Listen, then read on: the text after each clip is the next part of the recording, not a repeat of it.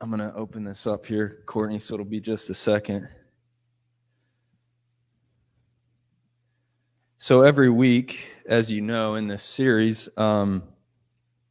Jesus in the 12 Steps, we're weaving in wisdom from Alcoholics Anonymous and the literature of Alcoholics Anonymous, but also the experience, strength, and hope of people who are in recovery, have worked the program. But I also, before we start, I want to bring something that actually Caleb brought up last week, and I was really happy that he did. And having folks share their stories in a way, we're sort of violating one of the important principles of Alcoholics Anonymous, which is anonymity, which I've come to learn isn't about like, I'm embarrassed that I had addiction, but the anonymity is linked up with humility.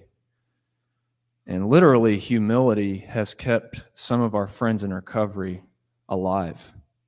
It has saved their life.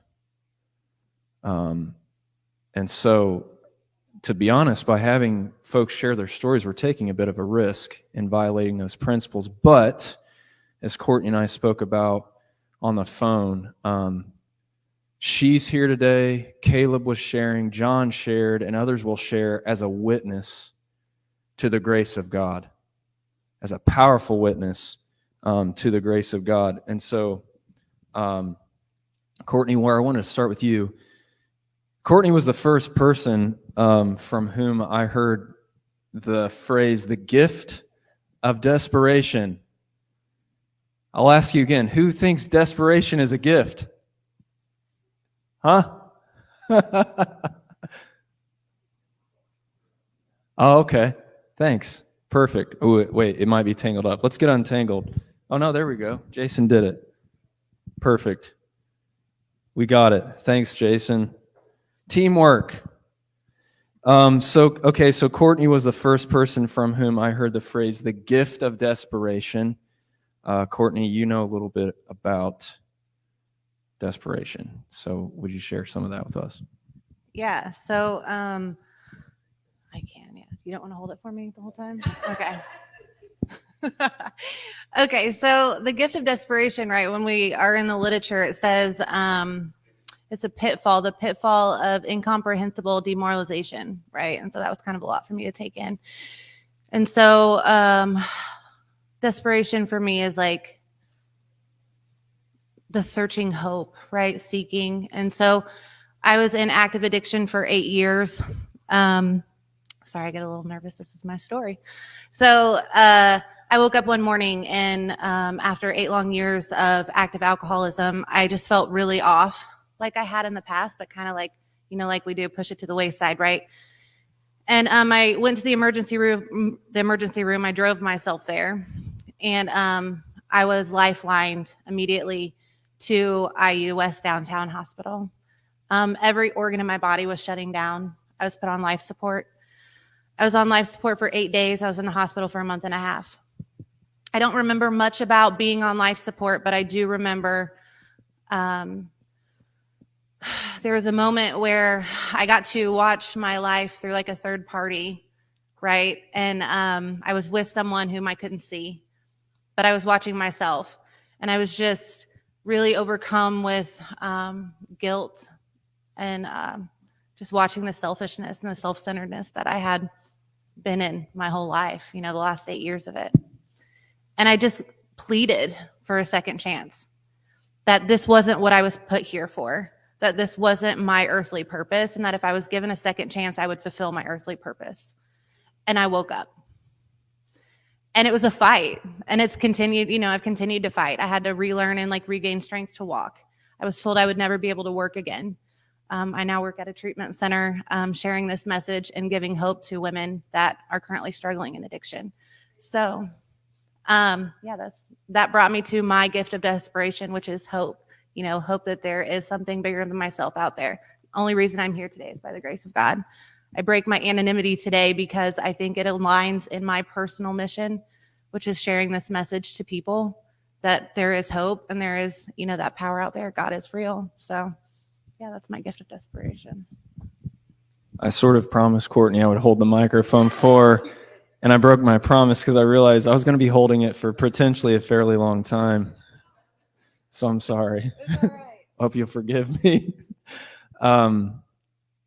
Praise be to God, right?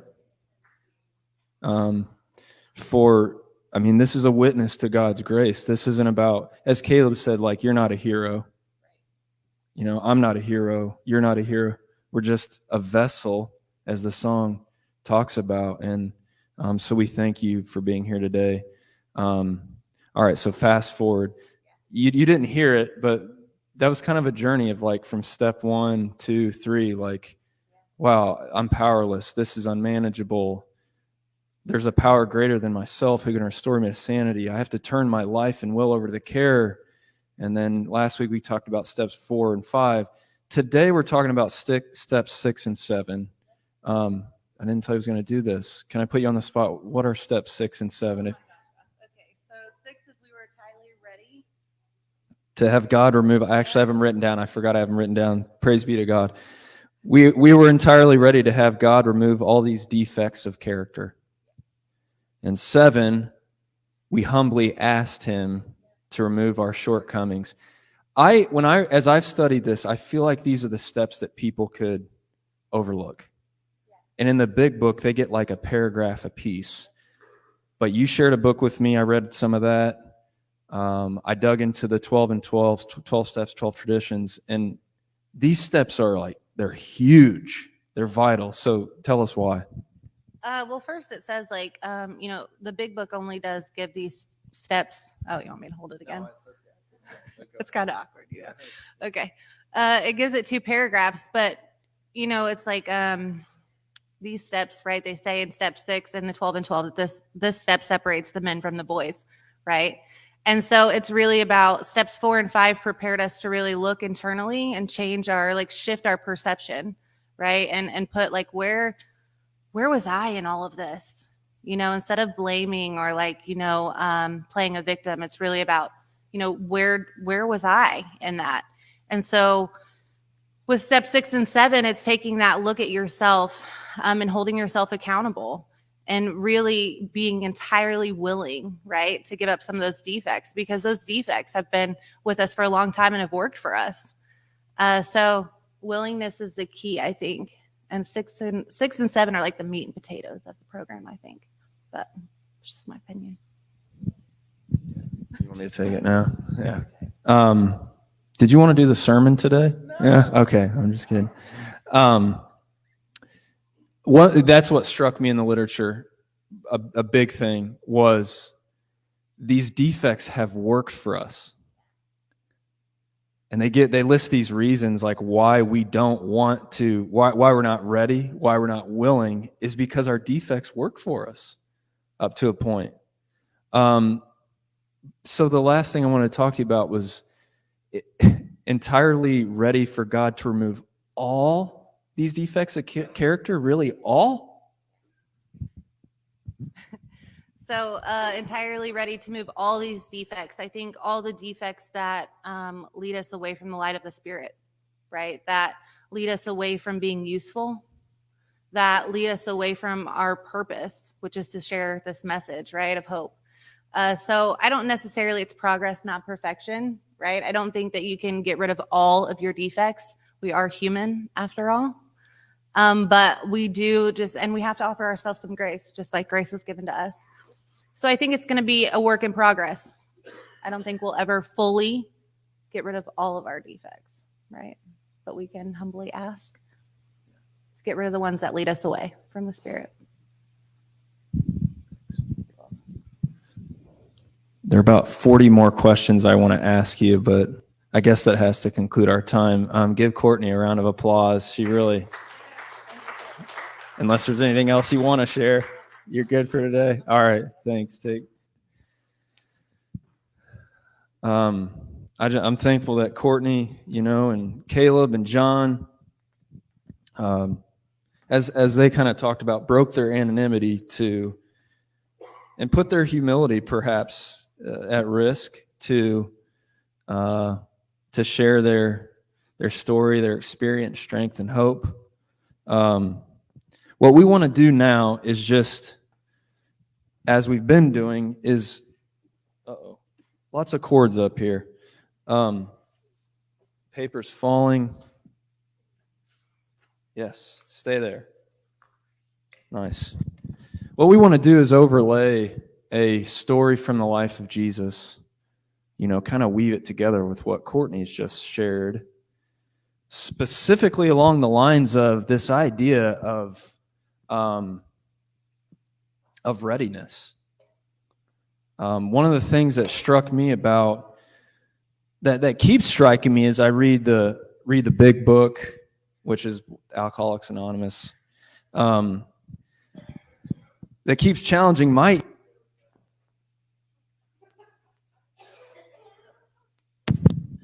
All right. What keeps challenging my ego is like this idea that, man, I always think I'm ready. I think I've been willing. And then I discover this new depth and realize how, I'm really still holding on to quite a bit, still clinging to a lot of the things that have worked for me, defects that have served me well in survival mode, but not necessarily in thriving mode with Jesus. So we're going to be in Luke chapter 7, verses 36 to 50. Luke chapter 7, 36 through 50. I love this story. But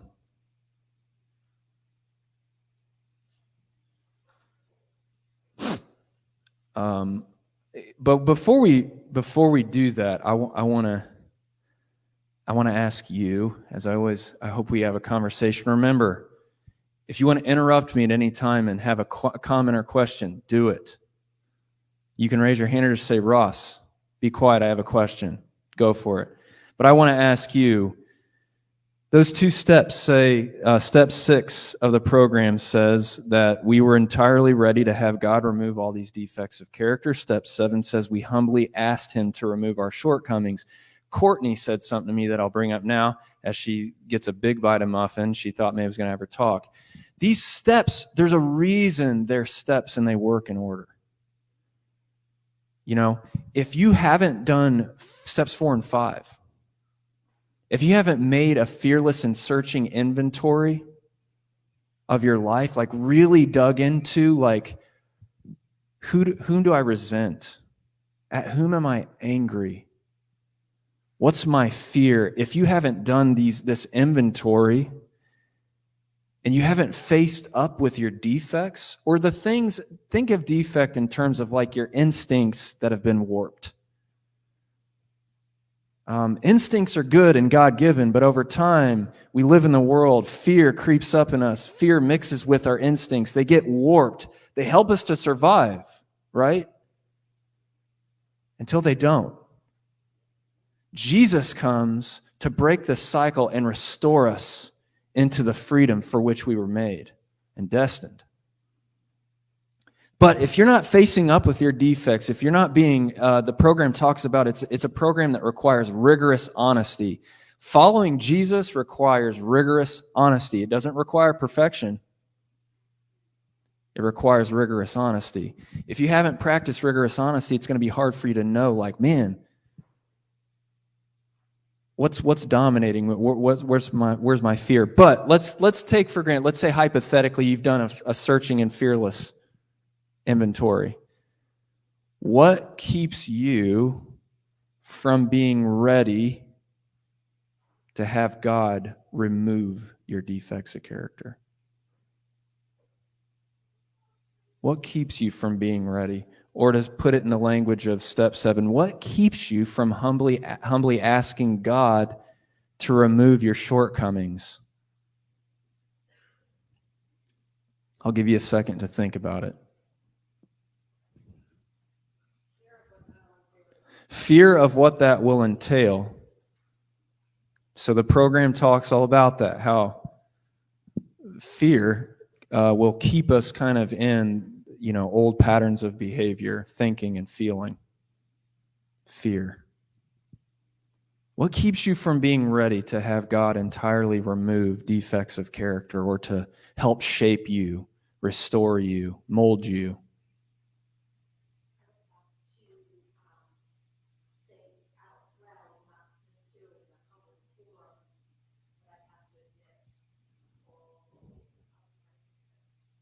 Yeah. Yeah, we talked about this last week. That's exactly right, Maureen. I remember I asked you, how well do you think you know yourself? If you follow Jesus and you really follow him, you're going to get to know you really well over the years, and you're going to have to say out loud at some point. If you want, Jesus asks a guy one time who's not been well for 38 years, he says, hey, do you want to be made well?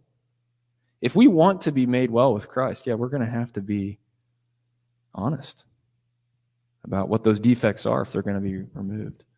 What keeps you from being ready?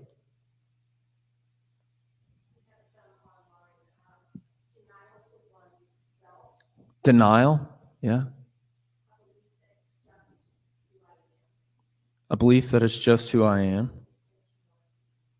Humility, is that, I wonder if that person's saying a lack of humility, or maybe they can share a little more about that.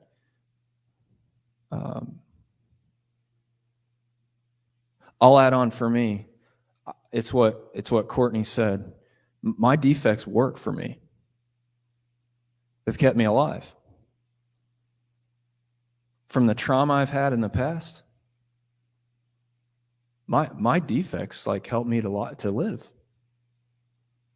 My false self has served me really well.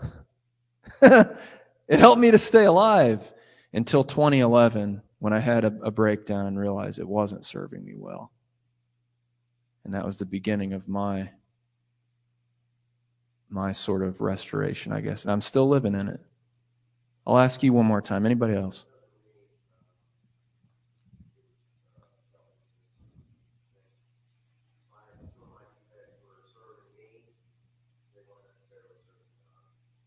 Caleb said selfishness. I know the book talks a lot about self-centeredness being kind of the big thing that keeps us stuck. Caleb said selfishness. His defects were serving him, but maybe not serving God and others, right?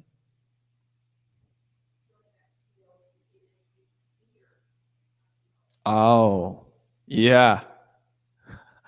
Yeah. What's this phrase, Caleb? Either humble yourself or he will.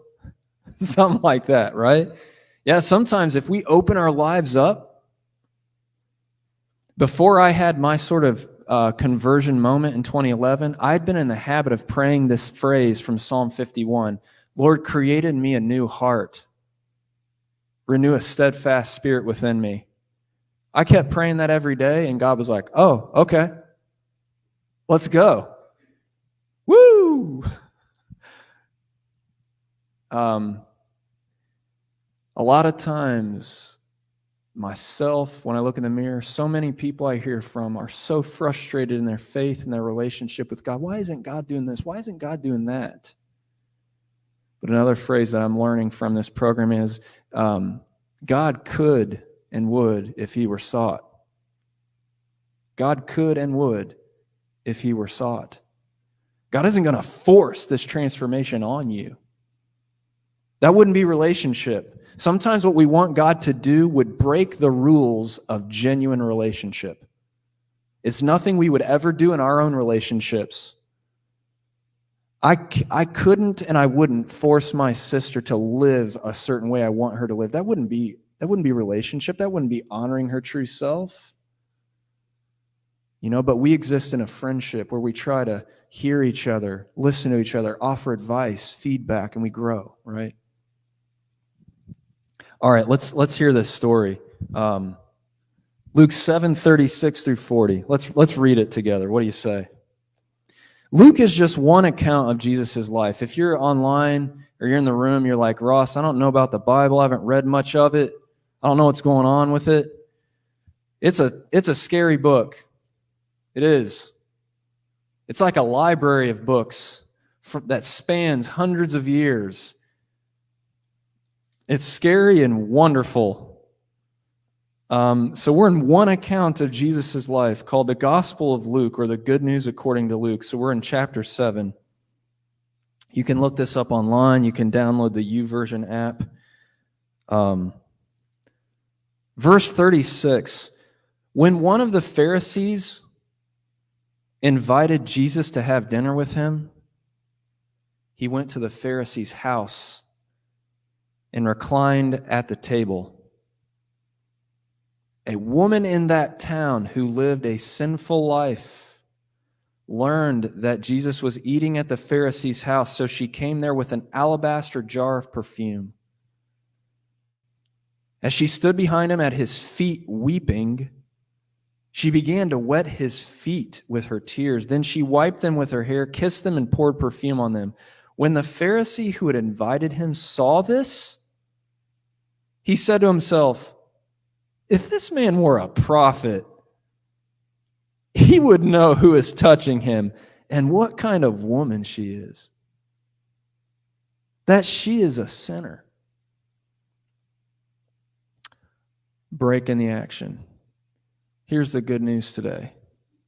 For you, for this woman, for every human being that has lived, is living, or will live, it is precisely because Jesus knows who she is why he invites her and let her do that. Jesus knows her, knows what has been going on in her life, and it is precisely for that reason that he welcomes her. The Pharisee says, man, if he only knew, he does. And that's why he is the way he is. Jesus answered him, "Simon, I have something to tell you." If Jesus says, Ross, I have something to tell you, it's probably not going to be like an affirmation word. Probably going to be a little bit of a rebuke.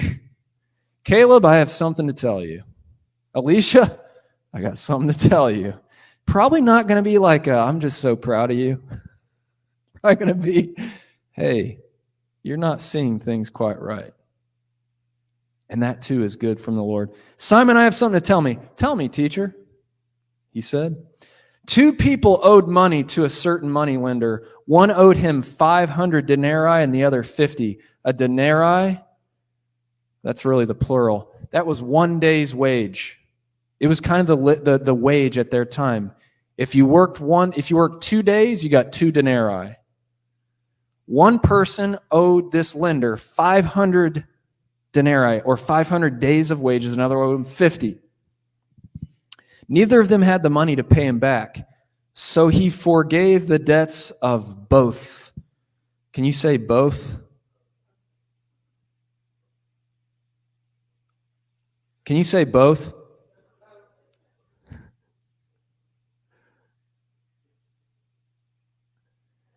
It's so easy to read this story, and I've heard so many stories or interpretations of this that gloss over the fact that the lender forgave both.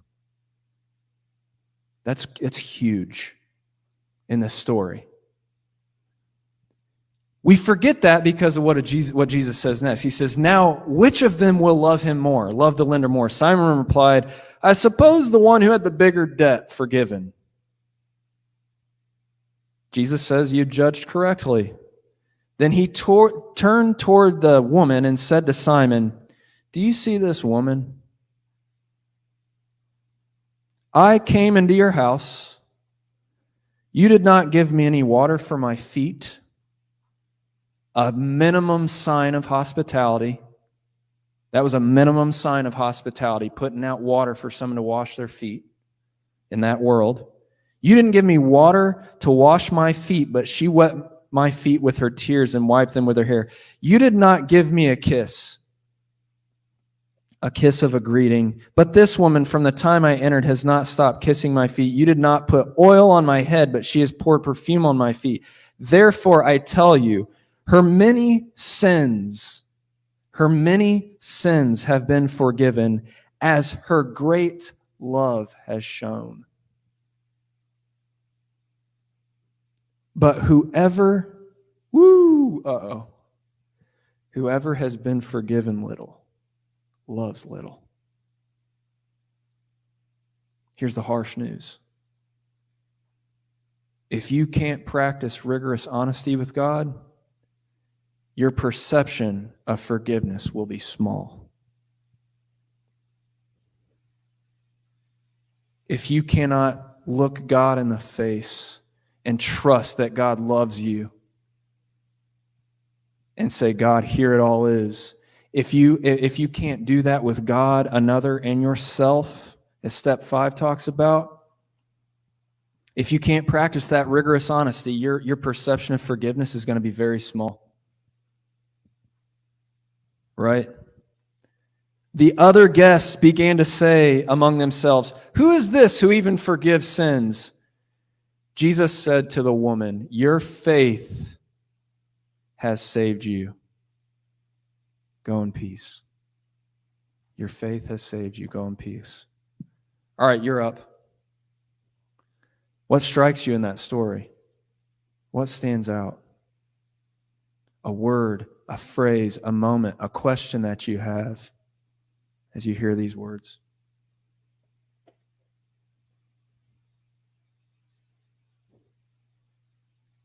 I'll hang up and listen.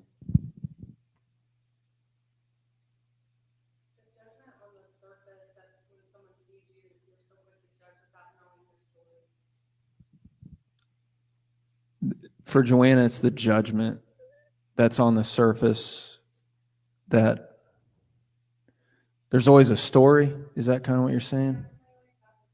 Somebody always has a story.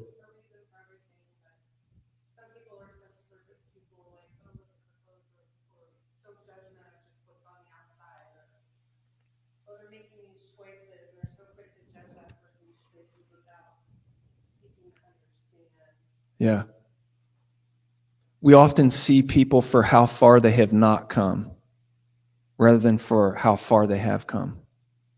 We make assumptions, yeah. What else? What stands out to you in the story? Anybody online, Maureen?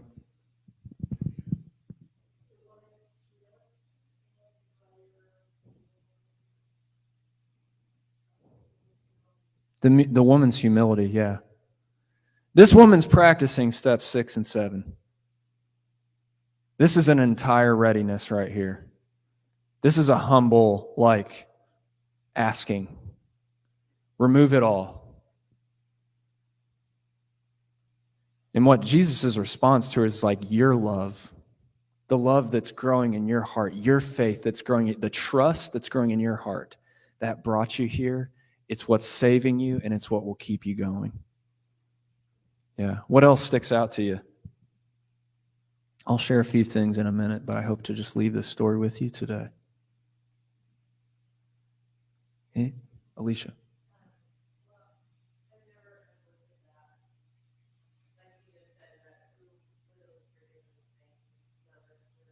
Yeah.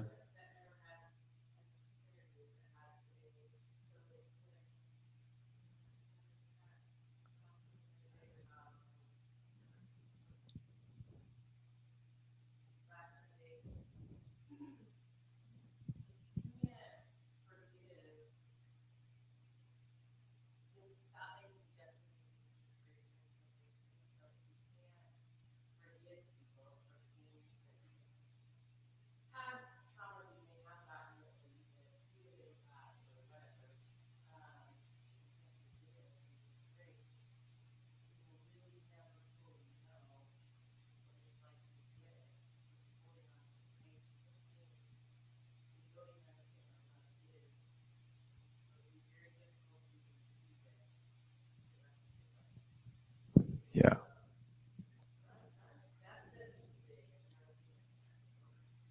So Alicia was sharing, reaching back to last week, we acknowledge that many of us in the room, everybody who's lived on earth has experienced trauma. People have done things to them, right? But Caleb talked about how, and Alicia pulled that forward, how if we can't forgive, the big book talks about even seeing the people who maybe did things to us as spiritually sick, like we were. If we can't give out grace, our ability to receive it will be limited, right? And I find that to be true. Sometimes this isn't failing to acknowledge that, man, sometimes people have done heinous things to us, right? It's not like a looking over that. It's not overlooking it. But the big book talks about how resentment is the greatest enemy to recovery. Yeah. Anything else? And then I'll just weave in a couple things with what you've said. Because you've forgiven little, you will love little, he says to him. Forgiveness is something that we practice our way into new feelings sometimes. Yeah. All right, I'll point out a few things. And if you want to jump in, just say, Ross, can you be quiet? I have something to say. Do it. Dare you. One of the things that's happening that you see in this story is one of the things, I just want to show you some things that that I see in this story that keep us from being ready, from being willing to have God deal with our shortcomings, right? You see it at the beginning. We spend so much time practicing justification or rationalization by comparing ourselves to other people, right? Last, we looked at a story in the very beginning of the series where a guy was like, man, thank God I'm not like that tax collector. Thank God. I do this, I do this, I do that. And the other guy says, God have mercy on me, a sinner. And Jesus says, which one do you think went home justified? Right? We spend so much time in comparison. We do that in the Bible. Some people have read this story and they're just like, that Pharisee, he's so awful. I would never be like that. We read the whole Bible like that. We find the good guys and we're like, I'm going to be like that good guy. We find the bad guys, we're like, I'm not going to be like that bad guy. Cain murdered his brother Abel. I ain't going to be like Cain. Good thing I don't commit murder. Cain's the bad guy. Abel's the good guy. I'm going to be like Abel, right? Like David, yeah, he had the one little mess up. Yeah, but you know what? He was really a righteous dude. Nuh-uh, read the Psalms. His entire life was a war waged with evil in himself. Never quit. When you read the Bible, what you'll find out is there are no good people category, bad people category. They're just people. That's why we have these accounts. They're human beings throughout history who existed in a world that's not as it should be, who are trying to find the Creator and trying to live for the Creator's will. And then this story says, hey, good news, the Creator became flesh to show you the way. And he ate with the people. Everybody else was labeling the bad people. Don't make the mistake, though, in this story, be like, man, I'd never be like that Pharisee. Can I show you something? The Pharisee invited Jesus to eat, didn't he? That's kind of nice. This woman who is known as a sinner, he could have said, out of here, get out. He knows who she is. He lets her stay. Yeah, he's judgmental towards her. But you can stay, I guess. The Pharisee in this story shows signs of grace too. And the people out there that we are resenting have grace at work in them too. Our enemies have God's grace working in them just as we do. Maybe they haven't woken up to it yet. Maybe not. I don't know. That's one thing. We spend our time comparing to other people and it keeps us stuck. It doesn't serve us. It's a defect that serves us and then it doesn't, right? One more thing I want to point out and then we'll get to the conclusion for the day.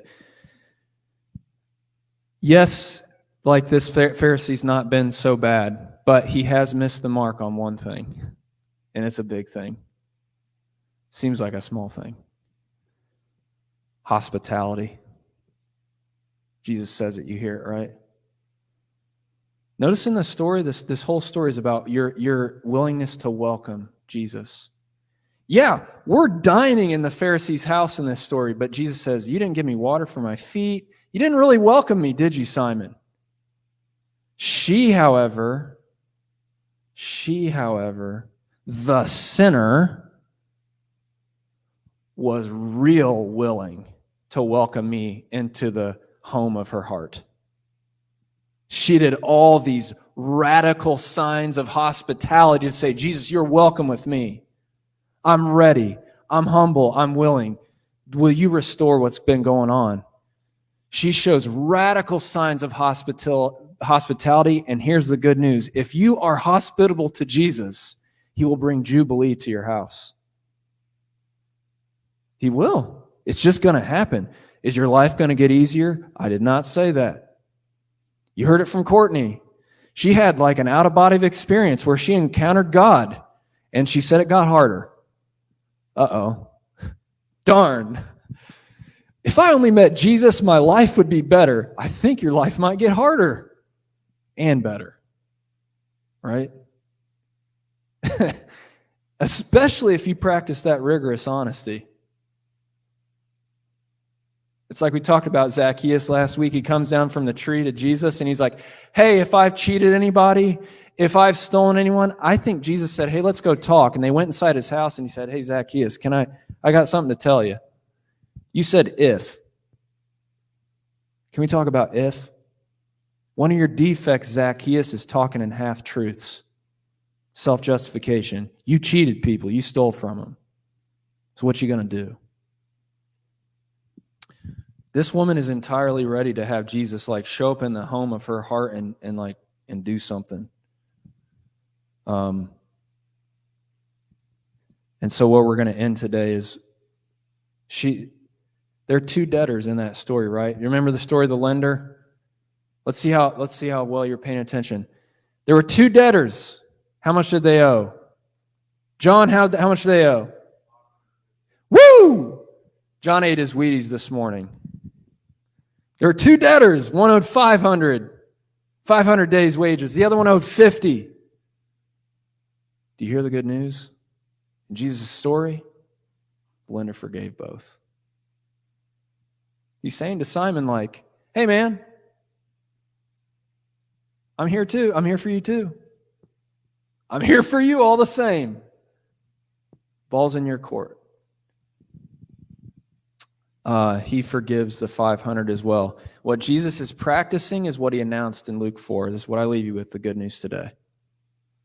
In Luke 4, when Jesus started his ministry, he announced he came to practice Jubilee. Say Jubilee. Man, we talked about that. I remember earlier in the pandemic, we were doing live from Johnson's Barbecue. I remember that day we talked about Jubilee. Jubilee is what Jesus brings into your house if you welcome him. If you talk in half-truths, if you try to like dance with Jesus and the devil a little bit, the Jubilee will be if you welcome him and say, come into this house. Bring your restoration. Jubilee is what comes. Jesus says in Luke 4, the Spirit of the Lord is upon me. I'm anointed to preach good news to the poor. Recovery of sight to the blind. Release to the captives and to let the oppressed go free. And here it comes. You ready? To proclaim the year of the Lord's favor. You just heard Jubilee, right? Anybody confused? Let's hear it, Mo.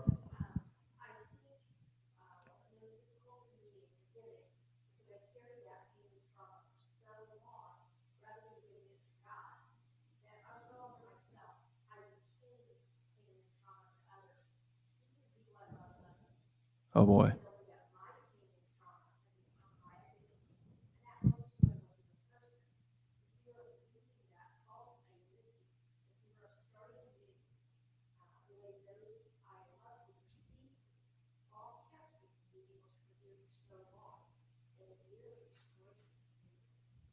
That right there is rigorous honesty.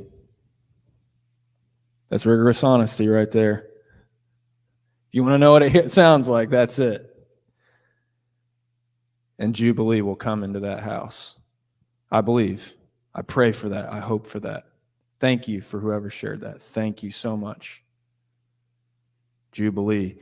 Here's what the year of the Lord's favor comes from the Old Testament. I leave you with this today. It's an Old Testament concept where God instructed the Israelites every so many years to forgive everyone their debts. Forgive them all. It's like you get forgiveness for your debts, you get forgiveness for your debts, and you get forgiveness for your debts. And every 49 years, 7 times 7, you not only forgave debts, you gave property back. It was a whole reset of the community, a whole restoration of the community. Why? So that everybody was leveled out.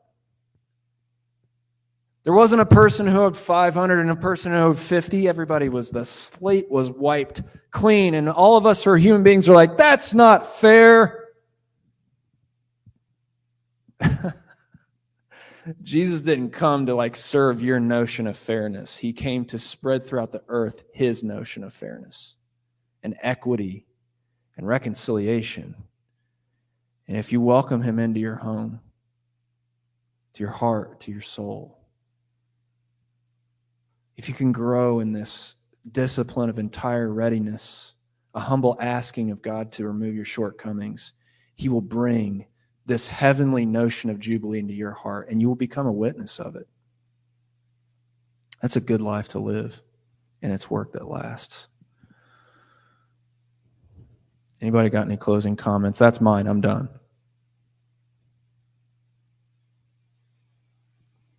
I guess that's it for today. Hey, thanks for being with us. Thanks to you online for being with us today. Thanks to Courtney. Let's give Courtney another round of applause. She's not a hero. She's just a witness. I'm not a hero. No heroes in here. We're just ordinary people trying to find this Jesus, right? Ordinary people trying to follow the Lord. So I don't really have much in the way of updates. One thing is that this church exists to make a lasting impact in our community. The only way we do that is through people's giving. We try to be so careful and responsible with every dollar we get. Every dollar. Don't give out of gratitude or out of guilt. Give out of gratitude. Yeah, do give out of gratitude. Out of thanks for what you have. If it's $1, great. If it's 10, great. 100, whatever the Lord leads you to give, we give you thanks for that. You can give in the basket at the back or online at heavenearthchurch.org. We exist through your giving, and we exist to make a lasting impact. Go with this blessing. Go with this dream of God the Father to bring Jubilee once and for all to this earth. And go with the love of Jesus by which this Jubilee is going to happen. And with the power of the Spirit that will help you to carry the Jubilee in your heart and be a witness in the places where you live, work, learn, and play.